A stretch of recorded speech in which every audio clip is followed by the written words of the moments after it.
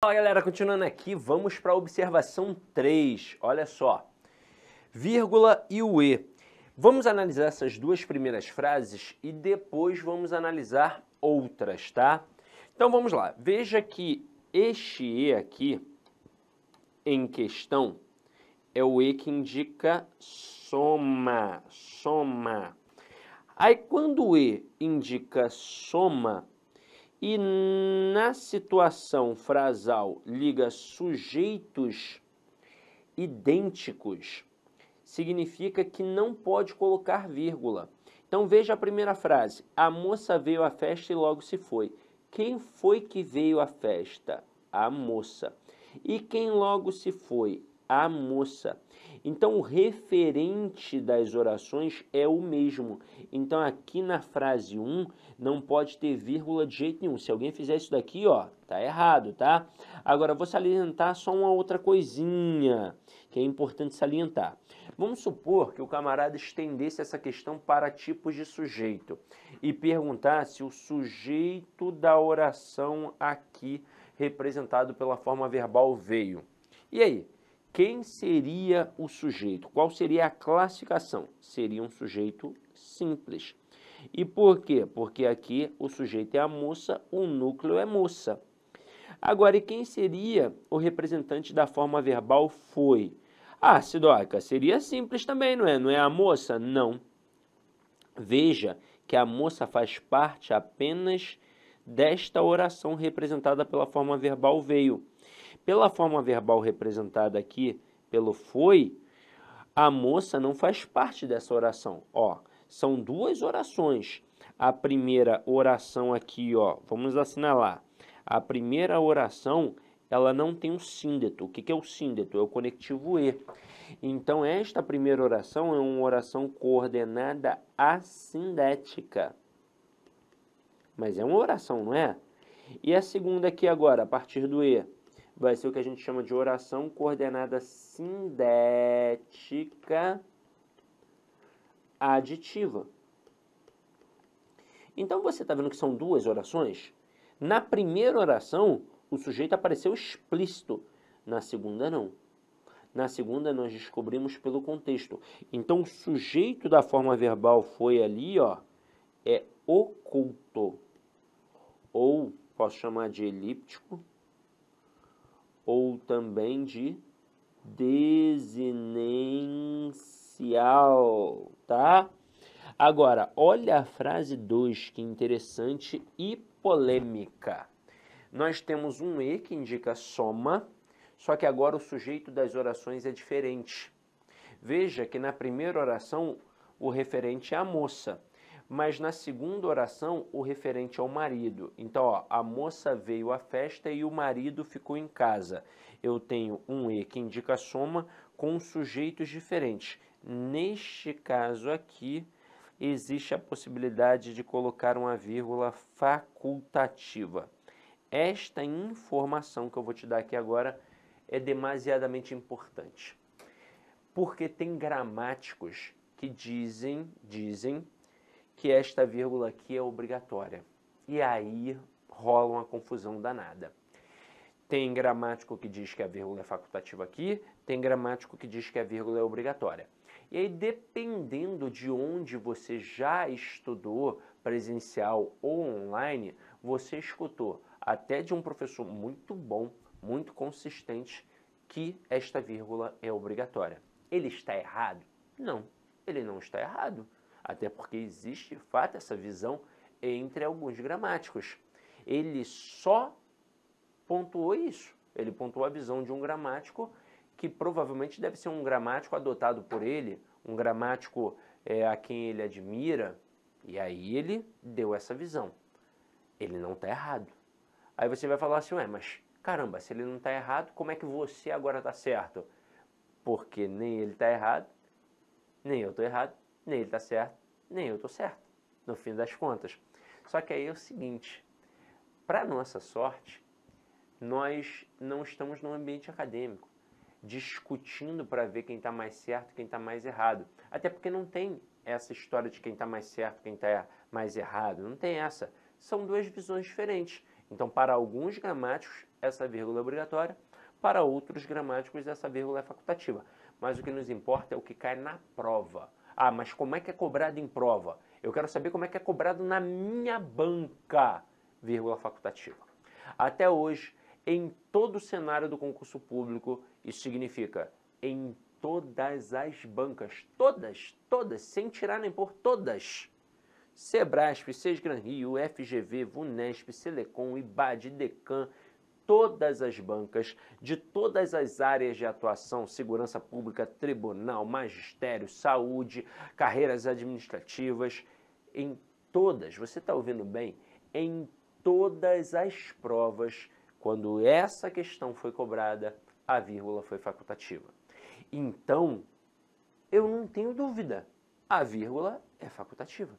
Eu, por exemplo, se não existisse essa divergência e vários professores, por exemplo, ensinando isso daqui como vírgula obrigatória, ao ponto até de te deixar encucado, pô, mas peraí, o Sidoca está falando que a vírgula é facultativa, mas eu fiz um curso aqui na minha cidade e o professor que dá aula há 57 anos disse que essa vírgula é obrigatória. Me mostrou, inclusive, ele me mostrou um manual, ele me mostrou uma gramática, tava lá, ó, vírgula obrigatória.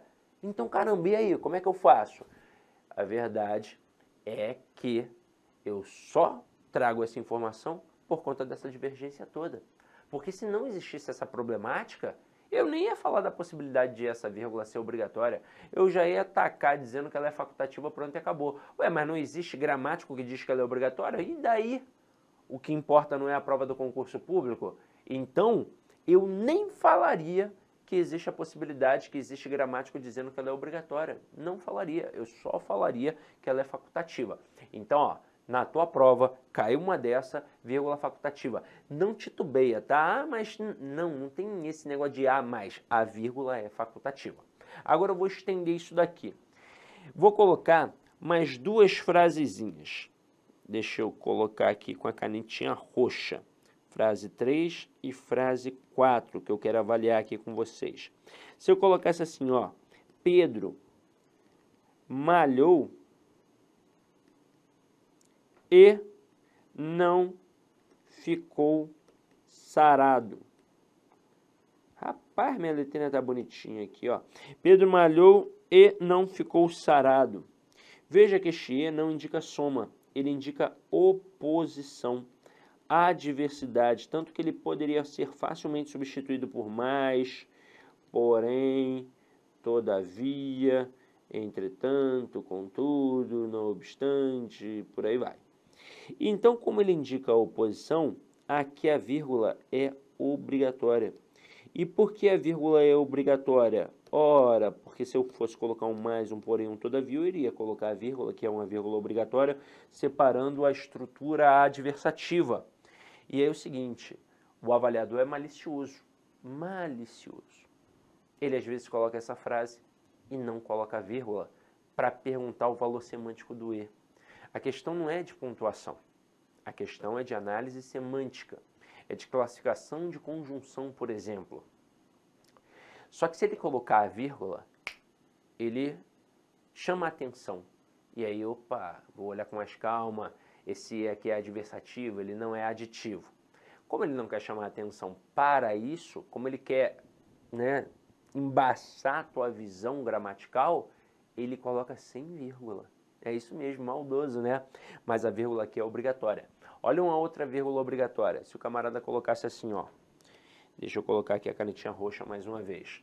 Se ele colocasse assim, ó. Siga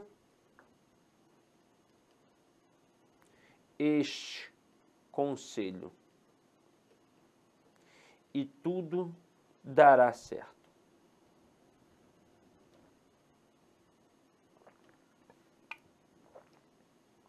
Neste momento, a vírgula aqui, ó, também é obrigatória, porque este e aqui é um e explicativo. E como é que eu sei que este e é um e explicativo? Porque antes, na outra oração, apareceu o modo imperativo. E quando a gente tem um modo imperativo, para justificar essa ordem, eu tenho que explicar. E eu justifico, obviamente, colocando uma conjunção explicativa. Aqui apareceu o e, mas poderia ser um porquê. Siga este conselho porque tudo dará certo. Poderia ser um que. Siga este conselho que tudo dará certo. Poderia ser um pois. Siga este conselho, pois tudo dará certo. E por aí vai. Aí aqui a gente fechou a vírgula e o e. Agora nós vamos para um outro camaradinha que é extremamente perigoso. A vírgula e o etc. O etc é uma abreviação latina, assim, ó, et cetera ou etc. Então, o etc que a gente conhece é uma abreviação de uma expressão latina que significa e outros. Esse et aqui é um e, Quem já fez faculdade deve ter se ligado que em alguns artigos você tem o nome do autor que apresenta aquela ideia, mas nem sempre é só aquele autor que tem aquela visão. De vez em quando, outros autores comungam daquela visão. Só que aquele autor especificamente é mais conhecido. Ele, mais conhecido que eu digo assim, mais conhecido naquela área ali. Eu não estou falando esses, né, essa galera da internet aí que tem 50 milhões de seguidores, não. Estou falando conhecido naquele assunto, tá? E aí o nome dele aqui vem. E aí depois vem assim, et al. Quando eu estudava na faculdade, tinha uma autora que a gente estudava muito, uma autora chamada Mira Mateus. E aí vinha assim, Mira Mateus et al, né, de alguma visão gramatical apresentada por ela e por outros autores, só que aí não colocavam o nome dos outros autores, só diziam assim, ó, et al. Tanto que tinha aluno iniciante, né, ali na faculdade, assim, no primeiro período, que achava que esse et al era alguém. Ah, deve ser alguém dos Emirados Árabes, né, pô, Mira Mateus e o et al. Pô, esse et al aí é brabão, famoso pra caramba. O cara pensava que era tipo o Celso Cunha e o Lidley Sintra, né? Ah, então, assim, pô, esse et al é sinistro. Mas não, era só uma expressão latina, que significava e outros, né? Que havia outros autores. E é assim que funciona o etc. Agora, tem algumas informações importantes sobre o etc., porque ele pode aparecer numa prova objetiva, mas ele também pode aparecer numa prova discursiva. Só que na prova discursiva é você que vai colocar, não é? Só que aí você está dando mole, porque você não pode fazer abreviação. Abreviação é uma parada que não pode fazer numa produção textual. Sigla é outra coisa, sigla pode. Então, se eu vou colocar Universidade Federal do Rio de Janeiro, que é o UFRJ, e eu sei que vou precisar escrever de novo sobre a Universidade Federal do Rio de Janeiro, eu coloco Universidade Federal do Rio de Janeiro, abro parênteses, UFRJ, fecho parênteses. Pronto. Por que isso? Porque lá na frente, de repentemente, eu vou precisar citar o UFRJ de novo. Só que eu não vou mais escrever Universidade Federal do Rio de Janeiro. Eu vou colocar apenas o UFRJ. E sim, os parênteses, é claro, agora. Mas a abreviação, não. Ela não pode rolar numa produção textual. Ué, mas e se eu coloquei ali uma situação, apresentei alguns elementos, só que existem outros elementos? Eu fui falar, sei lá, que tinha que ter, né, um bom funcionário, tinha que ser resiliente, tinha que ser, né, cumprir o horário, coisa e tal, mas eram várias características. E eu só coloquei 2 ou 3, não posso colocar um etc? Não. Aí você vai colocar e outros, ou entre outras características, vai depender também da concordância nominal ali na estrutura. Agora, o etc. não, de jeito nenhum. Agora, vamos pensar na prova objetiva. Na prova objetiva ele pode aparecer. E aí, muito lá no passado, para você perceber como é que a língua evolui, como tinha essa estrutura et, que é um ezinho no latim, que significava e outros, a gente dizia que não tinha vírgula antes do etc. É isso mesmo. Lá no passado, inclusive eu, todos nós falávamos que não tinha o quê? Vírgula antes do etc. Só que a língua vai evoluindo. Uma coisa é o latim, outra coisa é a língua portuguesa. Em algum momento, o cordão umbilical se desprende. Em algum momento o português manda sozinho. Ah, mas tem um latim que serviu de base? Tem, mas em algum momento o português manda sozinho. E chegou esse momento do português com etc. A vírgula antes do etc. é facultativa. Veja bem, ela é facultativa. Lá no passado, todos nós, professores, falávamos que esta vírgula era proibitiva, que não podia ter vírgula de jeito nenhum antes do etc. Assim os gramáticos ensinavam. Só que a língua foi evoluindo, evoluindo, os gramáticos analisaram, né, perceberam melhor. Os textos cultos da língua começaram a apresentar também esta vírgula, porque começaram a perceber que era uma bobeira não colocar, e isso tudo foi registrado em gramática. Então aqui, ó, é a vírgula antes do etc. é facultativa, ok?